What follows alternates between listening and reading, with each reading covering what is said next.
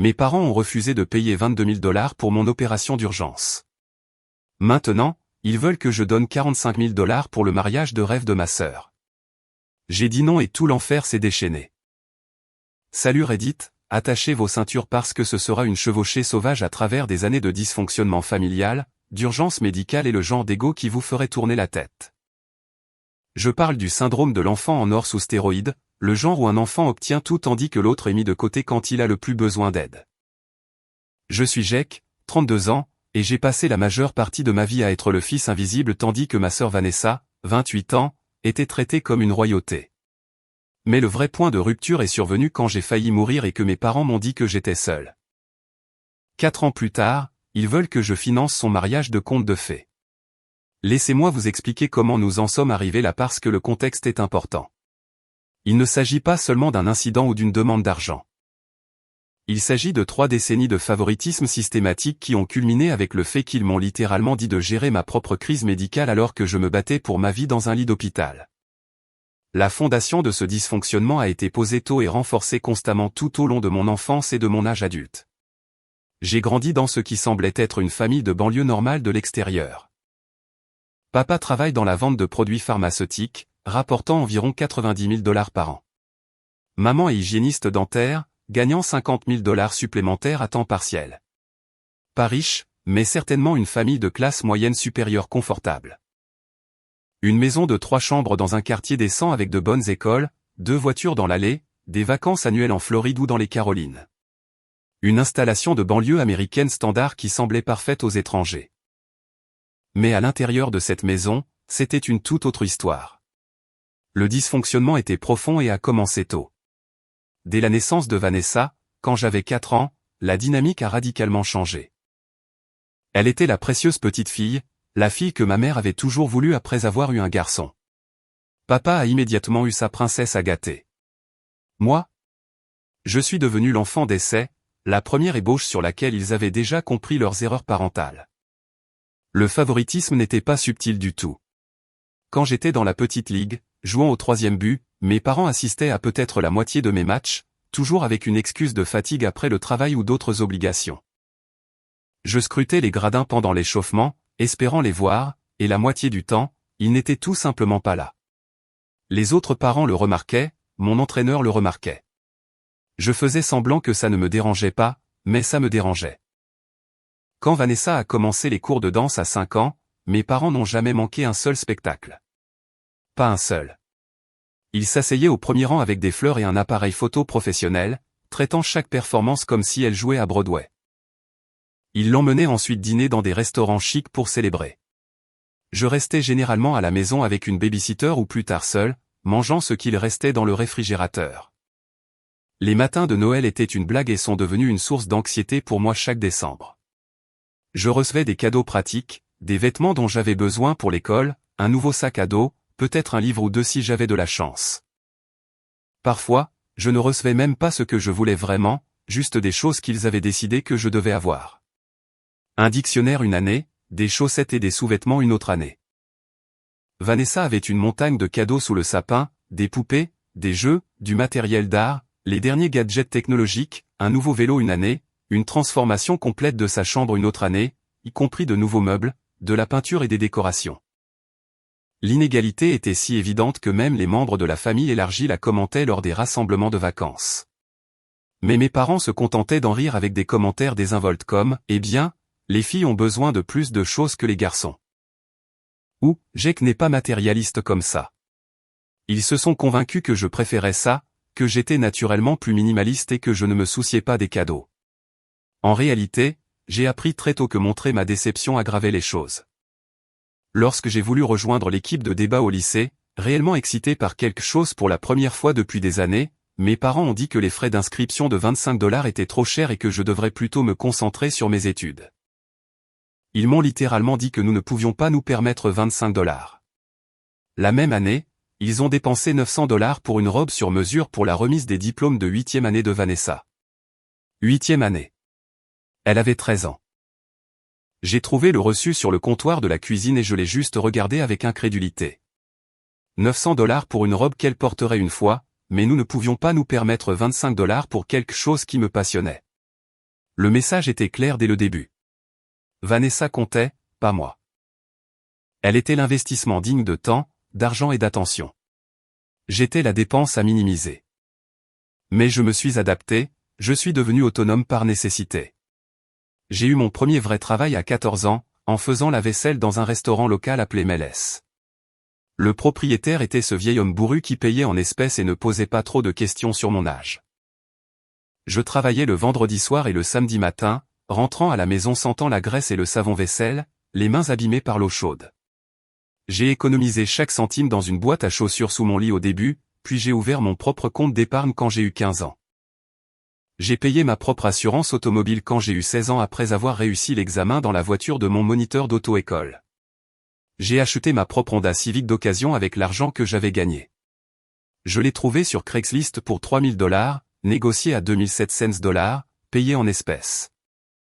Mes parents ont salué cela en me disant que j'étais responsable et indépendant, tout en payant la toute nouvelle Volkswagen Jetta de Vanessa quand elle a eu son permis 2 ans plus tard. Elle l'a totalisé 6 mois après l'avoir eu en percutant quelqu'un par l'arrière en envoyant des SMS. Ils lui en ont acheté une autre.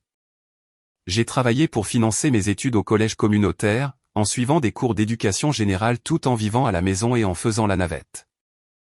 Ensuite, j'ai été transféré à l'université d'État pour mon diplôme d'ingénieur, en contractant des prêts étudiants parce que mes parents ont dit qu'ils ne pouvaient pas m'aider avec les frais de scolarité. Les prêts s'élevaient à $42 000 au moment où j'ai obtenu mon diplôme. J'ai signé ces billets à ordre moi-même, voyant la dette s'accumuler semestre après semestre. J'ai découvert des années plus tard qu'ils avaient en fait créé un fonds universitaire à ma naissance. Mes grands-parents y avaient contribué. Mes tantes et oncles aussi lors des anniversaires et des vacances. Il aurait dû y avoir au moins $30 000 à mon 18e anniversaire. Ils l'avaient vidé pour payer les frais de scolarité du lycée privé de Vanessa quand elle a décidé que l'école publique n'était pas assez stimulante. En réalité, c'était parce que ses amis allaient dans cette école préparatoire chère et qu'elle ne voulait pas être laissée pour compte. Ils ont payé $18 000 par an pendant 3 ans. $54 000 au total qui auraient dû être miens, dépensés pour la vie sociale de Vanessa. Quand j'ai découvert cela lors d'une dispute des années plus tard, la justification de ma mère était que j'allais bien à l'école publique et que Vanessa avait besoin du défi académique. Vanessa a obtenu son diplôme de cette coûteuse école préparatoire avec une moyenne de 2,8 et aucune acceptation universitaire, sauf le collège communautaire local. Au moment où j'ai obtenu mon diplôme en génie civil, j'avais appris à n'attendre rien d'eux. J'ai été vraiment surpris quand ils sont venus à ma cérémonie de remise des diplômes. Cependant, ils sont partis immédiatement après l'appel de mon nom parce qu'ils devaient conduire Vanessa à une compétition de danse à 3 heures de route. Ils n'ont même pas pu rester pour la réception ou prendre une seule photo avec moi dans ma toge et mon mortier. J'ai décroché un bon emploi dans une entreprise d'ingénierie de construction juste après l'université. J'ai commencé à $52 000 par an, ce qui me semblait une fortune après des années à survivre avec un salaire minimum et des nouilles instantanées. Le travail était difficile, de longues heures sur les chantiers de construction, à traiter avec les entrepreneurs et les inspecteurs, à apprendre à lire les plans et à gérer les budgets. Mais j'étais bon, vraiment bon. J'ai travaillé dur, je me suis présenté tôt, je suis resté tard, je me suis porté volontaire pour les projets difficiles que personne d'autre ne voulait. J'ai été promu 2 fois en 4 ans et à 28 ans, je gagnais $78 000 en tant que chef de projet supervisant des projets de construction commerciale valant des millions de dollars. J'ai acheté mon propre appartement à 26 ans. J'ai économisé un acompte pendant 3 ans, obtenu mon prêt hypothécaire seul, et les meublé moi-même avec des articles de Craigslist et IKEA. J'ai commencé à épargner sérieusement pour la première fois de ma vie, en mettant de côté 10% de chaque salaire religieusement. Tout ce que j'avais, je l'avais gagné. Rien ne m'a été donné. Chaque chose que je possédais provenait de mon propre travail et de mes sacrifices. Pendant ce temps, Vanessa passait d'emploi à temps partiel à des activités créatives comme une bille de flipper. Elle a essayé d'être photographe pendant 6 mois, a acheté $3 000 de matériel avec la carte de crédit de mes parents, a effectué peut-être 20 séances photos payantes au total avant de décider que ce n'était pas sa passion. Puis elle est devenue gestionnaire de médias sociaux pendant quelques mois, ce qui semblait consister principalement à publier sur Instagram et à appeler cela du travail. Puis elle s'est lancée dans la fabrication de bougies artisanales, convaincue qu'elle avait trouvé sa vocation. Mes parents ont financé toute une installation dans leur sous-sol, équipement professionnel, fournitures, même un site web. Elle a fait environ 12 bougies avant de s'ennuyer. Puis elle a décidé qu'elle voulait être instructrice de yoga. Alors mes parents ont payé sa formation de certification en Californie, $1 500 plus le billet d'avion et l'hébergement pour la formation intensive d'1 mois. Rien de tout cela n'a duré. Rien de tout cela n'a rapporté de l'argent réel. Chaque entreprise a échoué en quelques mois, parfois en quelques semaines. Mais mes parents ont financé chaque pivot, chaque nouvel intérêt, chaque entreprise qui s'écrasait et brûlait inévitablement. Ils appelaient cela « soutenir son cheminement de découverte de soi ». Moi, j'appelais cela « entretenir une adolescente perpétuelle ». Elle vivait sans loyer dans leur appartement aménagé au sous-sol qu'ils avaient rénové spécifiquement pour elle. 900 pieds carrés avec une cuisine complète, une salle de bain, une entrée séparée. En gros, un appartement qui se louerait $1 200 par mois ailleurs. Elle conduisait la voiture qu'il lui avait achetée après qu'elle ait totalisé la première. Elle utilisait la carte de crédit qu'il payait chaque mois sans poser de questions. À 26 ans, elle n'avait jamais payé de facture de service public, ne s'était jamais inquiétée de l'assurance maladie, n'avait jamais ressenti l'anxiété de se demander si elle aurait assez d'argent pour couvrir une dépense imprévue. N'avait jamais eu ce moment de panique quand le voyant du moteur s'allume et qu'il faut choisir entre réparer sa voiture et manger correctement pendant les 2 semaines suivantes. Le ressentiment s'est accumulé lentement au fil des ans. Je mentirais si je disais que ça ne me dérangeait pas. Voir vos parents se plier en 4 pour un enfant tout en traitant l'autre comme une pensée après coup vous fait quelque chose psychologiquement.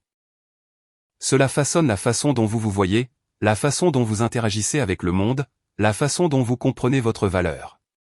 Mais je gardais le silence, maintenais une distance polie, me montrais pour les grandes fêtes et les dîners de famille quand on s'y attendait.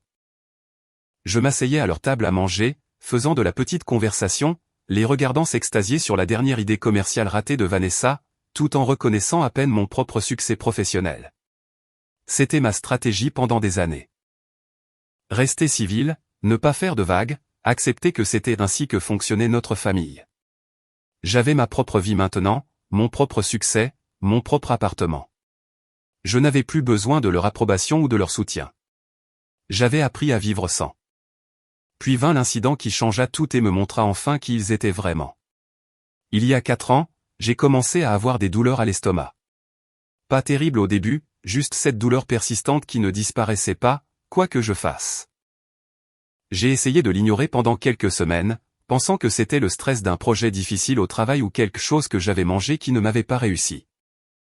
J'ai pris des antiacides, j'ai essayé de manger des aliments fades, j'espérais que cela se résoudrait tout seul, mais ça n'a fait qu'empirer. Des douleurs aiguës qui me faisaient plier en deux à des moments aléatoires, des nausées qui rendaient difficile de manger, une fièvre qui allait et venait, me laissant transpirer dans mes draps la nuit. J'ai perdu environ 8 livres en 2 semaines parce que je ne pouvais pas garder beaucoup de nourriture. Finalement, je suis allé aux urgences un samedi matin quand la douleur est devenue si forte que je ne pouvais plus me tenir droit. J'ai passé 20 minutes courbé sur le volant dans le parking, rassemblant le courage d'entrer. L'infirmière d'accueil a jeté un coup d'œil à mon visage et m'a fait passer en première ligne. Ils ont pris mes signes vitaux, posé de nombreuses questions sur mes symptômes, fait quelques tests préliminaires rapides. Le médecin est entré, l'air inquiet, a appuyé sur différentes zones de mon abdomen pendant que j'essayais de ne pas crier. Puis il a prononcé des mots qui m'ont glacé le sang, « Vous devez vous rendre aux urgences tout de suite. Je vais l'appeler pour les informer de votre arrivée. Cela pourrait être votre appendice et si c'est le cas, il pourrait déjà avoir rompu. » Je me suis rendu aux urgences en voiture parce que je vivais seul et que je ne voulais pas déranger mes amis un samedi matin pour ce qui pourrait être rien. Rétrospectivement, c'était une décision incroyablement stupide. J'avais tellement mal que je pouvais à peine me concentrer sur la route, courbé sur le volant, prenant les rues secondaires parce que je ne me faisais pas confiance sur l'autoroute. J'ai passé 6 heures dans la salle d'attente des urgences parce qu'elle était absolument bondée. Apparemment, les samedis matins, tout le monde qui avait reporté les soins médicaux toute la semaine se manifeste. J'étais assis là sur une chaise en plastique, en sueur et tremblant, regardant les gens aller et venir tandis que ma douleur s'intensifiait de terrible à insupportable. Au moment où ils m'ont mis dans une chambre et ont fait un scanner, le chirurgien est entré avec son visage affichant cette expression que les médecins ont lorsqu'ils sont sur le point de vous annoncer quelque chose de grave. Il a expliqué que mon appendice avait définitivement rompu et que j'avais une péritonite. Pour ceux qui ne connaissent pas le jargon médical, cela signifie une infection se propageant dans ma cavité abdominale, mortelle si elle n'est pas traitée immédiatement. Des gens en meurent. Ils m'ont emmené en chirurgie d'urgence en moins d'1 heure. J'ai à peine eu le temps de signer les formulaires de consentement, j'ai à peine réalisé ce qui se passait. 1 minute j'étais dans la baie des urgences, la suivante j'étais transporté dans les couloirs sur un brancard tandis que les lumières du plafond défilaient au-dessus de moi. Puis ils m'ont mis un masque sur le visage et m'ont dit de compter à rebours à partir de 10. Je me suis réveillé des heures plus tard, comme si j'avais été frappé par un camion, écrasé à nouveau pour faire bonne mesure, puis peut-être frappé une fois de plus, juste pour être sûr. Des tubes sortant de mes bras pour les médicaments intraveineux, un drain dans mon côté qui semblait médiéval et faisait plus mal que tout ce que j'avais jamais vécu. Chaque respiration était comme des couteaux dans mon abdomen. Le chirurgien est passé pendant les rondes du soir et a expliqué en détail à quel point c'était grave. Ils avaient dû faire un nettoyage approfondi de ma cavité abdominale parce que l'infection s'était propagée assez loin. L'appendice était rompu depuis au moins 48 heures, d'après ce qu'ils avaient trouvé.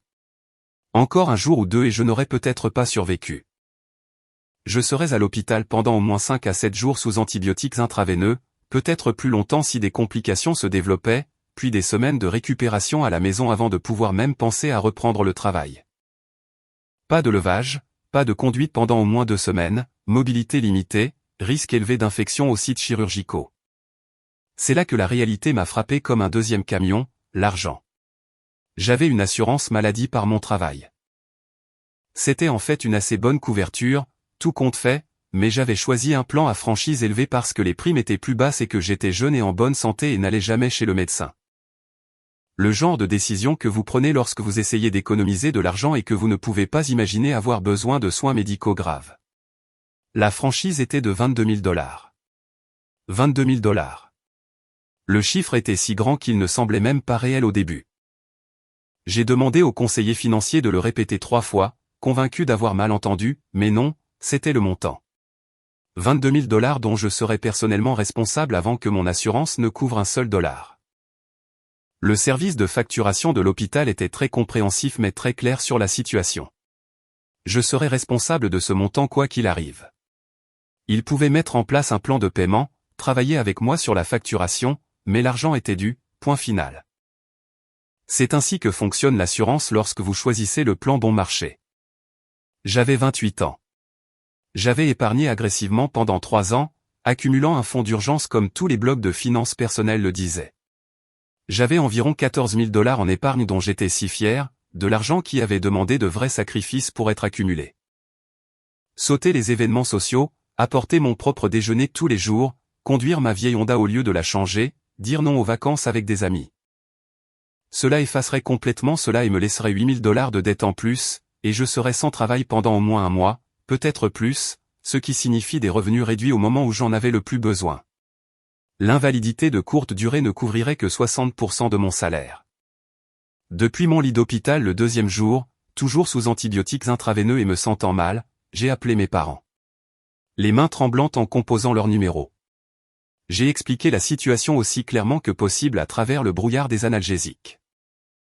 Je leur ai parlé de l'opération, des complications, du séjour prolongé à l'hôpital, des factures médicales massives inattendues. Je ne demandais même pas le montant total, juste ce qu'ils pouvaient m'aider à obtenir. Même $5 000 ferait une énorme différence. Je les rembourserais avec le temps avec des intérêts s'ils le voulaient. J'avais juste besoin d'aide pour éviter la ruine financière complète. La réponse de mon père après une longue pause, c'est difficile. As-tu examiné les programmes d'aide financière de l'hôpital? J'avais. Je gagnais trop pour être admissible. $78 000 par an me plaçait bien au-dessus du seuil. J'ai expliqué cela et j'ai demandé à nouveau s'il y avait un moyen pour eux de m'aider, même juste un prêt que je rembourserais avec le temps avec un accord écrit et tout. Une autre longue pause. Puis ma mère a pris le téléphone avec ce ton de voix particulier qui signifiait qu'elle était sur le point de dire quelque chose qu'elle avait répété. Jake, nous aimerions t'aider, mais nous n'avons tout simplement pas cet argent en ce moment.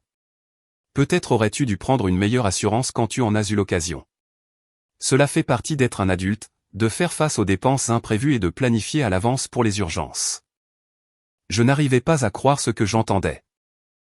J'étais dans un lit d'hôpital, me remettant d'une opération d'urgence qui m'avait littéralement sauvé la vie, et il me faisait une leçon sur les choix d'assurance et la planification financière comme si j'étais un enfant qui avait dépensé son argent de poche de manière imprudente.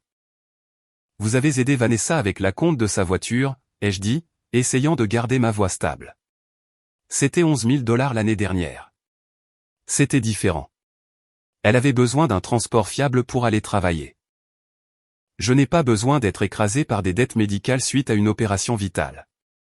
Eh bien, peut-être si tu avais été plus prudent avec ta santé. C'est alors que j'ai réalisé qu'ils essayaient en fait de me blâmer d'être tombé malade, comme si j'avais choisi d'avoir une appendicite perforée, comme si c'était un choix de vie que j'avais fait et que je devais maintenant en subir les conséquences. Mon père a repris le téléphone, la voix ferme. Écoute, nous sommes désolés que tu traverses cela, mais nous ne pouvons pas tout laisser tomber pour te sortir de là. Tu as un bon travail, tu es intelligent. Tu t'en sortiras. C'est ce que nous t'avons appris à faire, être indépendant et gérer tes propres problèmes. Gérer ses propres problèmes. Ces mots m'ont frappé comme des coups physiques. Ce n'était pas un problème que j'avais créé. C'était une urgence médicale qui m'était arrivée sans que ce soit de ma faute et il l'a traité comme si j'avais pris une mauvaise décision financière et que je devais maintenant en tirer une leçon. Pouvez-vous au moins venir me rendre visite, ai-je demandé, détestant le son de ma voix si pathétique. Nous essaierons de passer cette semaine, a dit maman, mais ton père a une grande présentation mercredi et j'ai cet événement caritatif jeudi. Ils m'ont rendu visite une fois pendant toute ma semaine d'hospitalisation. Ils sont arrivés le samedi après-midi, sont restés environ 40 minutes. Ils ont passé la majeure partie de ce temps à parler du stress de Vanessa concernant sa dernière entreprise ratée, l'affaire des bougies qui s'effondrait déjà. Apparemment, elle avait beaucoup de mal et ils s'inquiétaient de son état émotionnel. J'étais allongé dans un lit d'hôpital, avec des tubes qui sortaient de moi, faisant face à la ruine financière, et il me disait à quel point les choses étaient difficiles pour Vanessa parce que son entreprise de loisirs ne fonctionnait pas. Ils n'ont pas apporté de nourriture, même si la nourriture de l'hôpital est terrible. Ils n'ont pas proposé d'aider avec quoi que ce soit quand j'ai été renvoyé.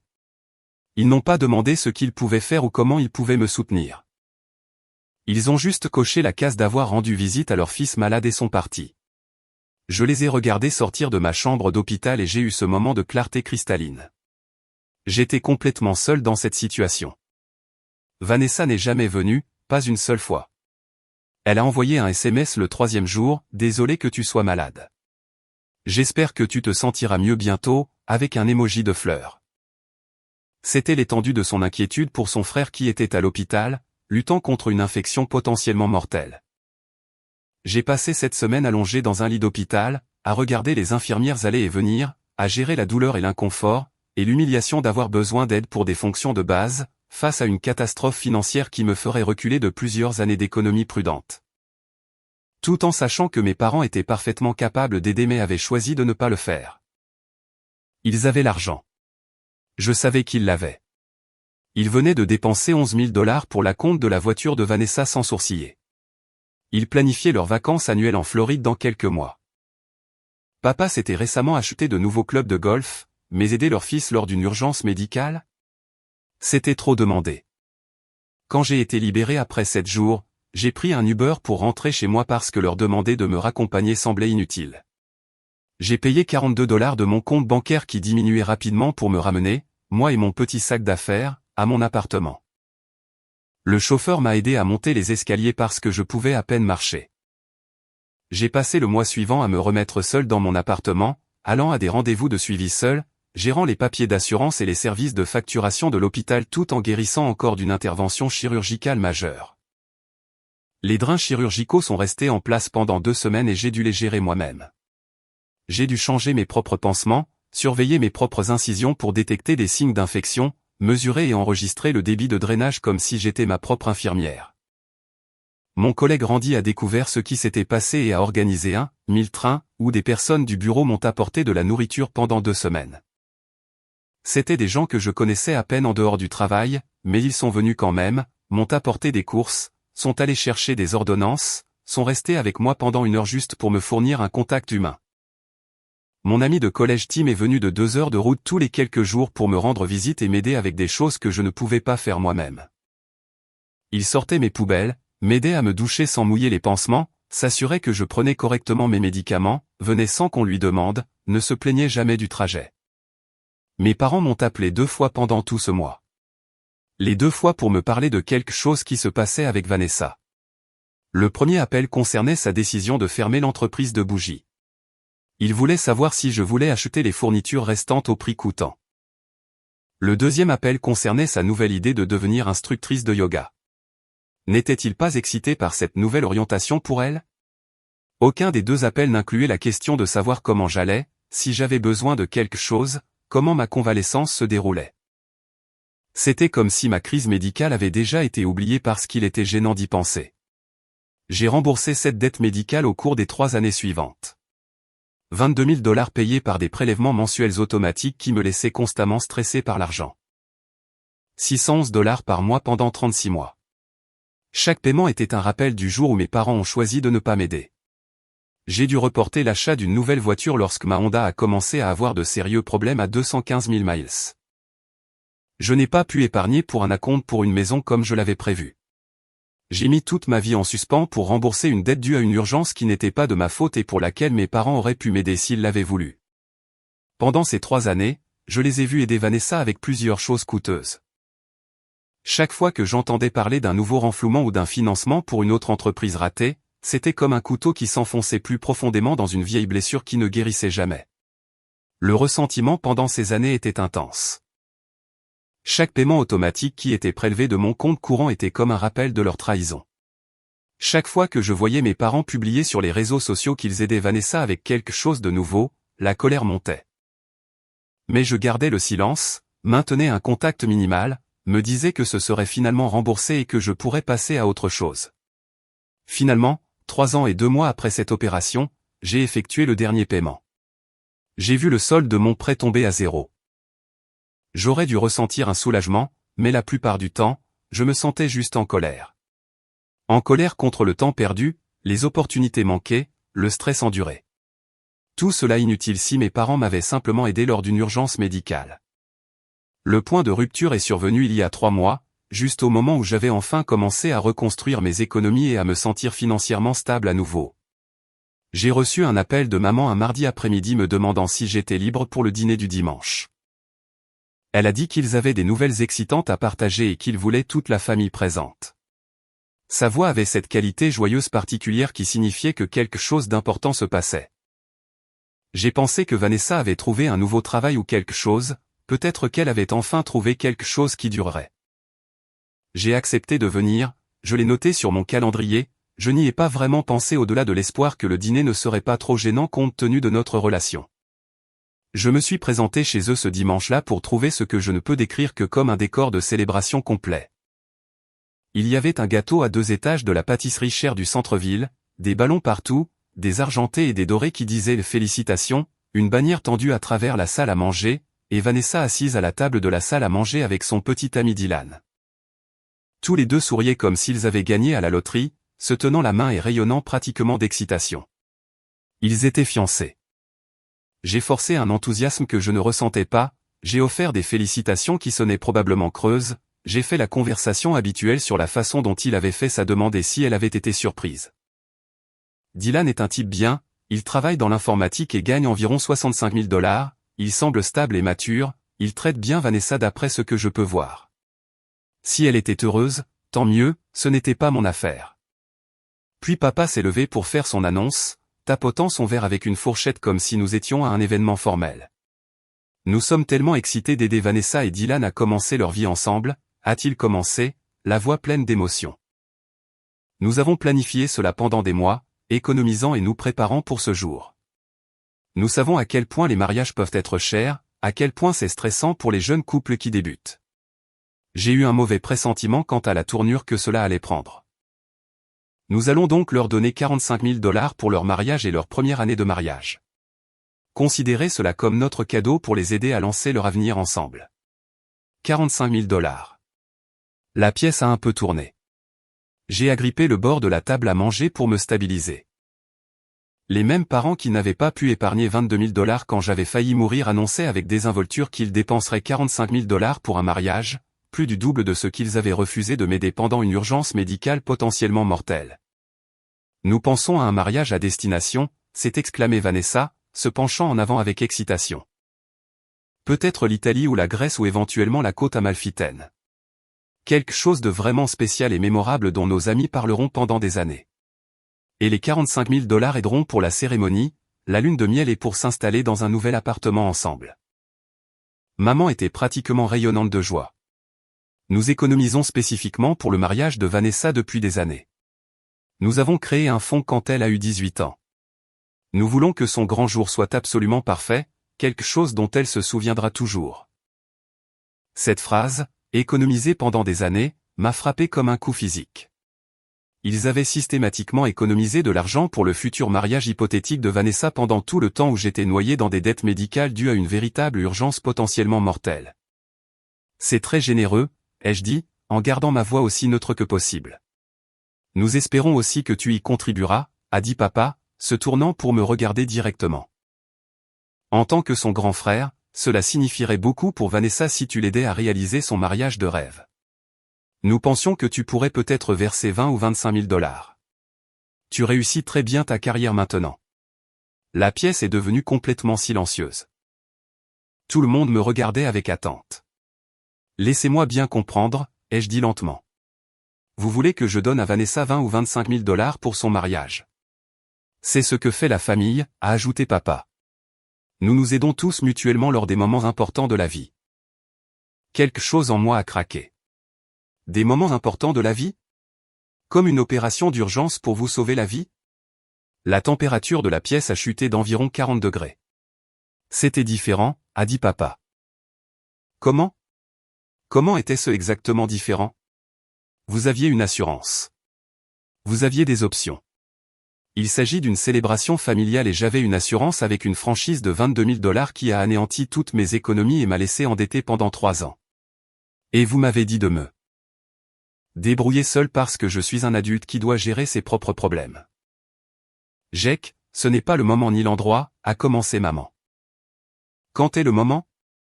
Quand est-ce le bon moment pour parler de la façon dont vous m'avez traité par rapport à la façon dont vous traitez Vanessa? Vous n'avez pas pu épargner 22 000 $ alors que j'étais littéralement en train de mourir dans un lit d'hôpital. Mais vous avez 45 000 $ prêts pour une fête? Un mariage n'est pas qu'une fête, a dit Vanessa sur la défensive. Je me suis tourné pour la regarder directement. Tu as raison, ce n'en est pas une. Mais l'opération qui m'a sauvé la vie non plus, et personne n'a organisé de fonds d'épargne pour ça. Personne n'a fait de gâteau. Personne n'a demandé comment il pouvait m'aider à survivre. Tu n'as jamais demandé d'aide, a dit maman. Je vous ai littéralement appelé de mon lit d'hôpital pour demander de l'aide. Vous m'avez dit de vérifier les programmes d'aide financière et vous avez raccroché. Dylan avait l'air de vouloir être ailleurs. Intelligent, ce type. Le visage de papa devenait rouge. Nous n'allons pas rouvrir les décisions passées. La question est de savoir si tu vas soutenir ta sœur pendant cette période importante de sa vie ou si tu vas être égoïste. Ma réponse est non. Le visage de Vanessa s'est effondré. Tu vas sérieusement gâcher mon mariage parce que tu es encore amère à cause de vieilles factures médicales d'il y a des années? Je ne gâche rien. Tu as 45 000 $ de maman et papa. Fais le mariage que tu veux avec ça, mais je ne contribuerai pas un sou. C'est tellement typique de toi, a dit Vanessa en pleurant. Toujours tout ramener à toi. C'est censé être mon moment et tu transformes ça en un drame sur l'histoire ancienne. Histoire ancienne? J'ai effectué mon dernier paiement il y a 8 mois. La dette d'une urgence médicale que tes parents auraient pu aider, mais ont choisi de ne pas le faire. Maman a essayé la culpabilisation. Nous t'avons mieux éduqué que ça. La famille est de la famille.